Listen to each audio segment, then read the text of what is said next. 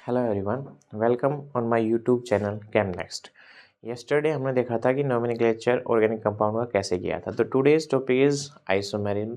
हम पढ़ेंगे कि कौन कौन से किस किस टाइप के आइसोमेरिज्म ऑर्गेनिक केमिस्ट्री में होते हैं। तो देखिए, सबसे पहले तो आपको ये पता होना चाहिए व्हाट इज आइसोमेरिज्म। ओके, तो सबसे पहले आइसोमेरिज्म क्या होता है। देखिए, in organic chemistry where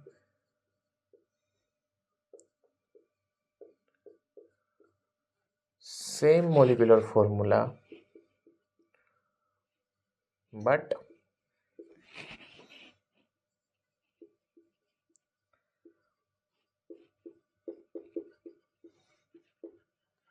different structure। okay, this is isomer. अगर दो ऑर्गेनिक कंपाउंड आपके पास हैं और अगर उनका सेम मॉलिक्यूलर फॉर्मूला है और डिफरेंट स्ट्रक्चर है तो इट मीन्स वो आइसोमर है। अगर इस फिनोमिना को हम बोलें तो this phenomena is known as isomerism. Isomerism, ठीक है। तो देखो आप,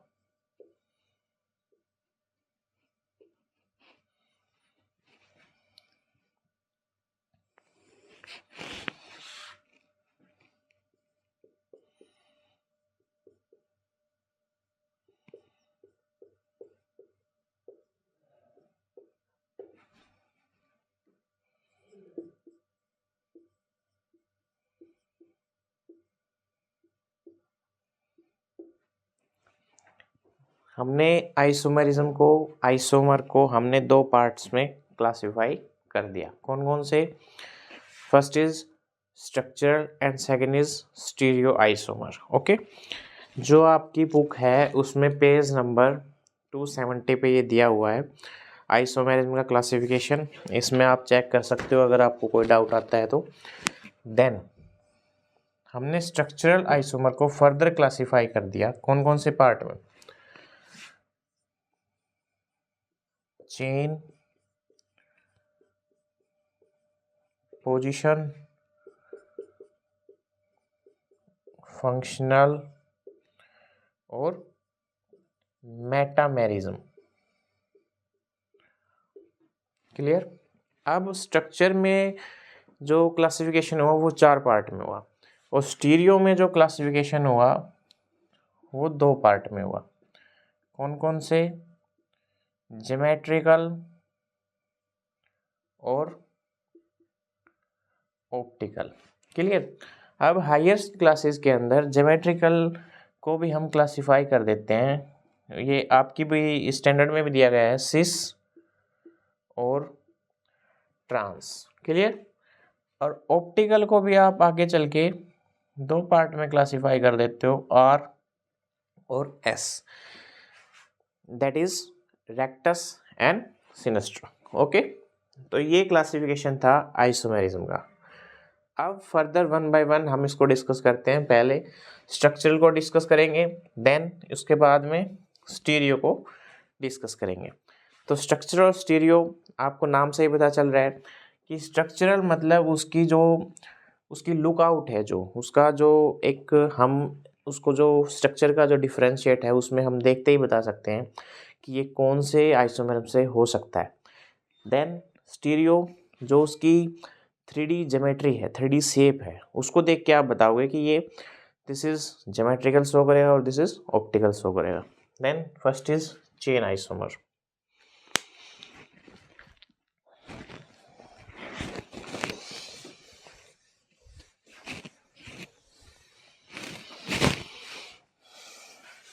तो मैं वन बाय वन चलता हूँ।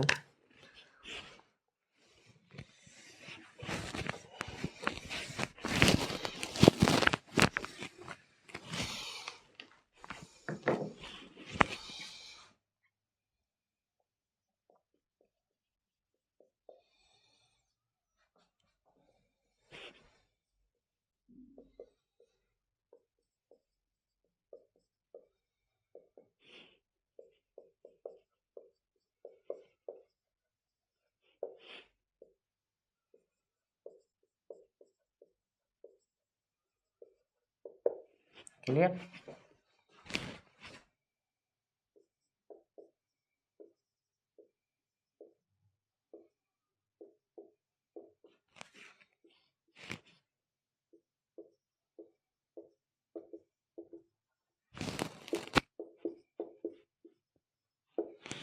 क्लियर।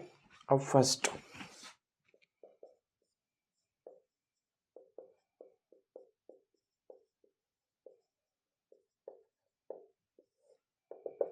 देखो चेन आइसोमेरिज्म, फर्स्ट आपको नाम से ही पता चल रहा है कि भाई स्ट्रक्चरल का पार्ट है और स्ट्रक्चर में चार हमने फर्दर सब डिवीजन किए। First is chain, position, functional and metamerism. तो स्ट्रक्चर का जो पार्ट है तो फर्स्ट चेन आइसोमर, नाम से हमेशा याद रखना कि in this isomerism the molecular formula is same. ये तो सभी आइसोमर्स में होगा कि उसका मोलिकुलर फॉर्मूला क्या होगा, सेम।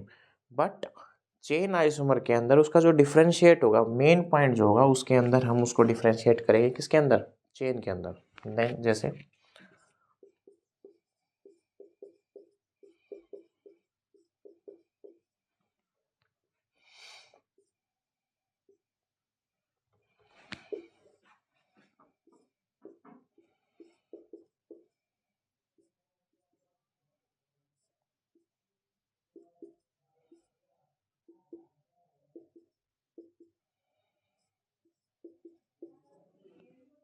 ठीक है, तो देखिए इसके अंदर जो चेन है वो 4 मेंबर है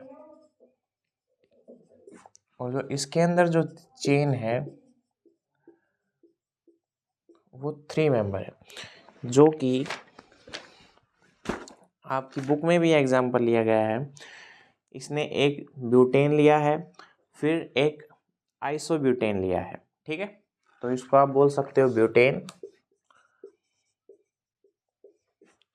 and this is isobutane. Clear. तो देखिए इसमें जो चेन थी हमारी वो 4 मेंबर की थी भाई। दोनों का अगर मैं इसका फॉर्मूला लिखता हूँ, मोलिकुलर फॉर्मूला अगर लिखता हूँ तो दिस इज C4H10 एंड अगर इसका भी अगर मैं मोलिकुलर फॉर्मूला लिखता हूँ तो दिस इज C4H10। क्लियर। दोनों का मोलिकुलर फॉर्मूला सेम है but the structure is different and the main differentiate part is chain, so it is called chain isomer. Then second part is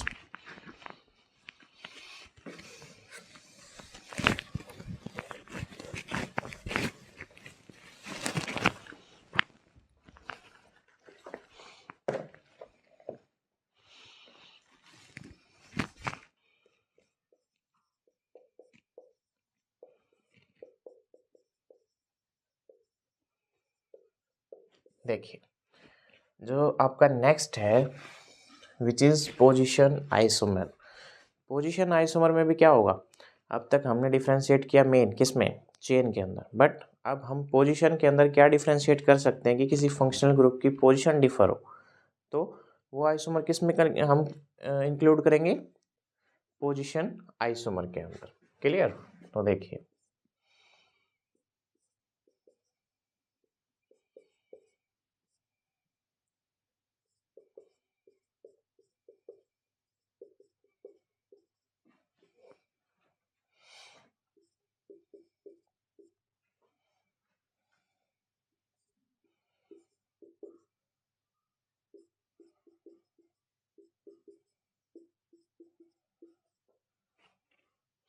देखिए अगर मैं इसका नाम लिखता हूँ तो फर्स्ट सेकंड थर्ड फोर्थ, तो ब्यूट, ठीक है, one ol, butane one ol, मतलब it is belong to saturated system and with alcohol group, so it is name as butane one ol. Clear. Then अब इसमें जो OH की पोजीशन है, अगर यहाँ से नंबरिंग करता हूँ 1 2 3 4, यहाँ से तो हो नहीं सकती 1 2 3 4 क्योंकि 3 नंबर पे आएगा ही, कल हमने देखा था इसको। तो जब मैं इसका नाम करता हूँ तो दिस इज ब्यूटेन 2 ओल। तो इसके अंदर जो डिफर पार्ट हुआ वो किसका हुआ, पोजीशन का, और पोजीशन किसकी, फंक्शनल ग्रुप की, तो it is considered in positional isomer.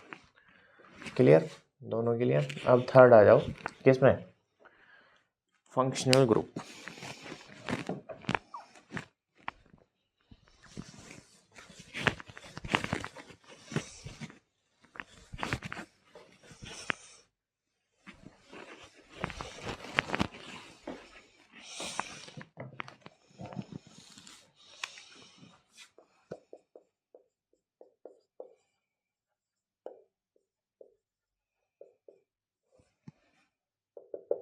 देखिए, अब जो आइसोमेरिज्म है, फंक्शनल ग्रुप आइसोमेरिज्म, उसमें क्या करेंगे हम कि ऐसे ऑर्गेनिक केमिस्ट्री में ऐसे फंक्शनल ग्रुप हैं जो कि आप अलग अलग स्ट्रक्चर में अलग अलग हिसाब से देख सकते हो। कैसे?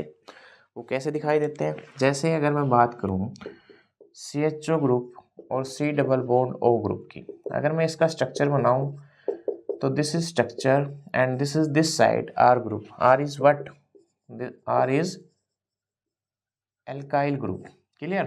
And in this, two R group are attached here, and it belongs to keton group and it belongs to aldehyde group. So अब कुछ अरेंजमेंट ऐसी होती हैं, जैसे फंक्शनल ग्रुप में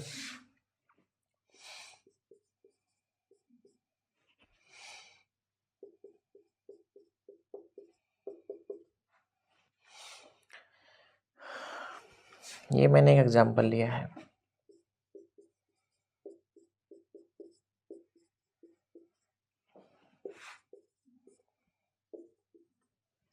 तो यहाँ से देखिए इसको, ठीक है। ये मैंने एक एग्जांपल लिया, first second third, it is it is aldehyde group and it is keton group. Clear? But and if I write the molecular formula of this organic compound C3H6O, and if I write this formula of organic compound C3H6O, both organic compound have same molecular formula but different structures, and but functional group is differ, so it is considered in functional group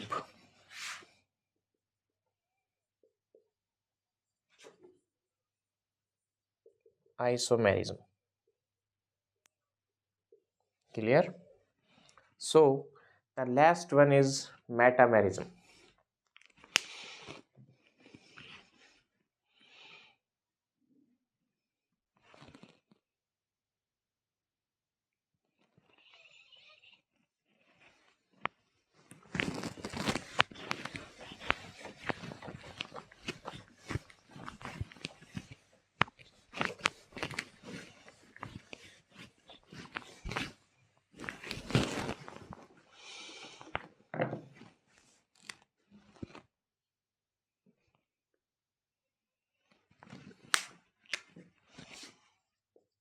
Last is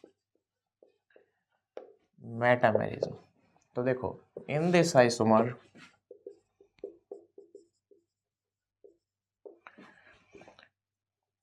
different alkyl chain is present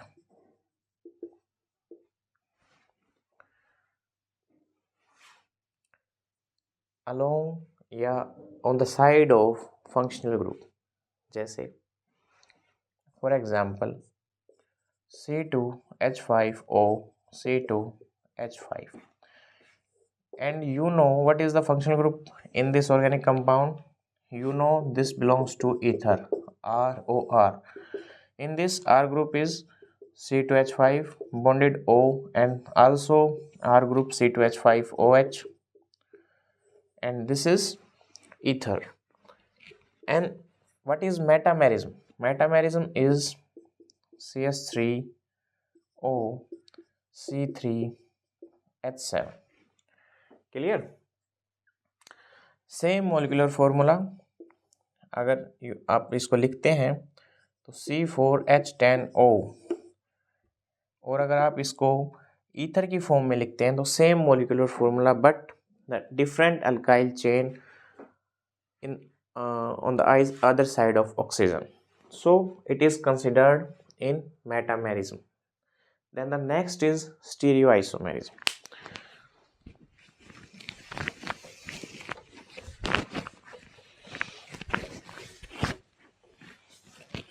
structural सभी हो गए हैं, अब देखिए stereo.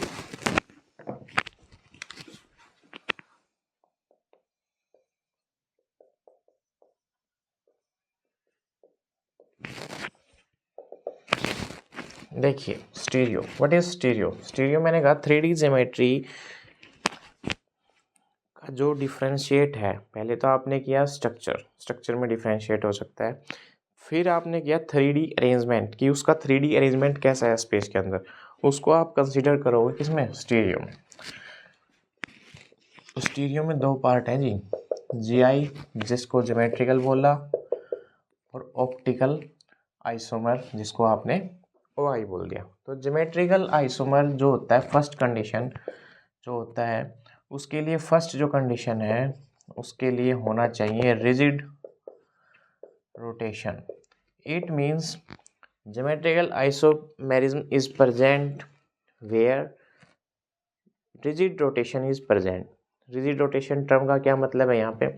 इसका मतलब है कि जहाँ पे डबल और ट्रिपल बॉन्ड हो सकते हैं, जहाँ पे सिग्मा बॉन्ड जो होता है वो रूम टेम्परेचर के ऊपर फर्दर जो 25-30 डिग्री सेल्सियस के बीच में कंटिन्यूसली रोटेट करता रहता है। सो इसके लिए जो फर्स्ट कंडीशन है वो है रिजिड रोटेशन की। तो रिजिड रोटेशन मतलब जो GI देखा जाएगा वो देखा जाएगा अलोंग डबल बॉन्ड, उसके लिए फर्स्ट कंडीशन है। जैसे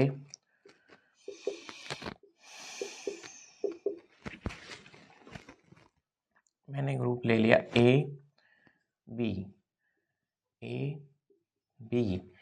अगर ये ग्रुप सेम साइड हैं तो it is cis, and if this is A B, अगर ये ग्रुप 180 हैं तो this is trans, and it is considered in geometrical isomerism. Clear?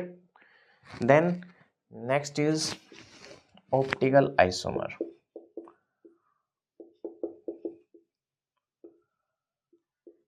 देखो ऑप्टिकल आइसोमर का जो फर्स्ट जो पैरामीटर है इसको चेक करने का, वो क्या है?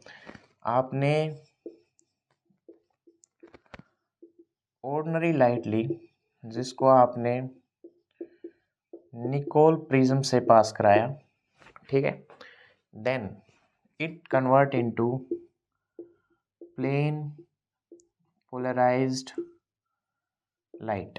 जो ऑर्डिनरी लाइट इस प्रिज्म से पास होकर निकली which is plane polarised light, then plane polarised light आपने पास करानी है किससे? जो आपका सॉल्यूशन है उससे। मान लो आपका सॉल्यूशन कोई भी ऑर्गेनिक कंपाउंड का है, उससे पास करानी है आपको plane polarised light. If it rotate either clockwise और एंटी क्लॉकवाइज,